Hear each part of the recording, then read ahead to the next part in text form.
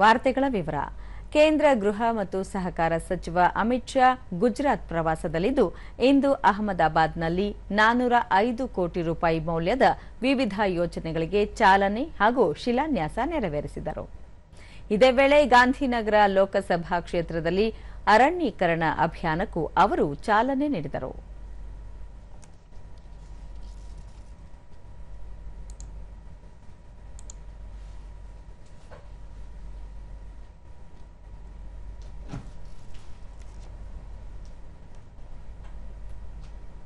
ಬಳಿಕ ಅಮಿತ್ ಶಾ ಕಾರ್ಖಾನೆಗಳ ಹೊಗೆ ಹಾಗೂ ವಾಹನಗಳ ಹೆಚ್ಚಳದಿಂದಾಗಿ ಇಂಗಾಲದ ಡೈಆಕ್ಸೈಡ್ ಪ್ರಮಾಣ ಹೆಚ್ಚಾಗುತ್ತಿದ್ದು ಭೂಮಿಯನ್ನು ಸೂರ್ಯನ ಅತಿ ನೇರಳೆ ಕಿರಣಗಳಿಂದ ಸಂರಕ್ಷಿಸುತ್ತಿರುವ ಓಝೋನ್ ಪದರಕ್ಕೂ ಹಾನಿಯಾಗುತ್ತಿದೆ.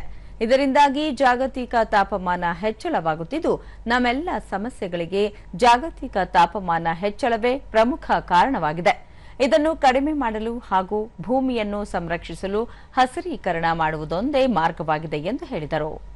ಪರಿಸರ ಸಂರಕ್ಷಣೆಯ ದೃಷ್ಟಿಯಿಂದಲೇ ಪ್ರಧಾನಿ ನರೇಂದ್ರ ಮೋದಿ ಅವರು ಏಕ್ ಪೇಡ್ ಮಾ ಕೆ ನಾಮ್ ಅಭಿಯಾನವನ್ನು ಕೈಗೊಂಡಿದ್ದಾರೆ.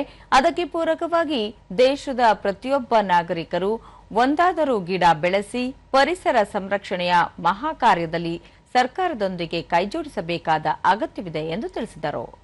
ಗಾಂಧಿನಗರ ಲೋಕಸಭಾ ಕ್ಷೇತ್ರವನ್ನು ಹಸಿರುಮಯವನ್ನಾಗಿ ಮಾಡಲು ಸರ್ಕಾರ ಸಂಕಲ್ಪಿಸಿದೆ. ಇದಕ್ಕೆ ಸಾರ್ವಜನಿಕರ ಸಂಪೂರ್ಣ ಸಹಕಾರ ಅಗತ್ಯವಾಗಿದೆ.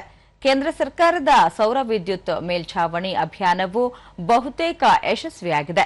ಗಾಂಧಿನಗರ ಲೋಕಸಭಾ ಕ್ಷೇತ್ರದಲ್ಲಿ ದೇಶದಲ್ಲೇ ಅತಿ ಹೆಚ್ಚು ಪ್ರಮಾಣದಲ್ಲಿ ಪ್ರಧಾನಿ ಸೂರ್ಯಘರ್ ಯೋಜನೆಯ ಅನುಷ್ಠಾನವಾಗಿರುವುದು ವಿಶೇಷ ಎಂದು ಅಮಿತ್ ಶಾ ಹೇಳಿದರು.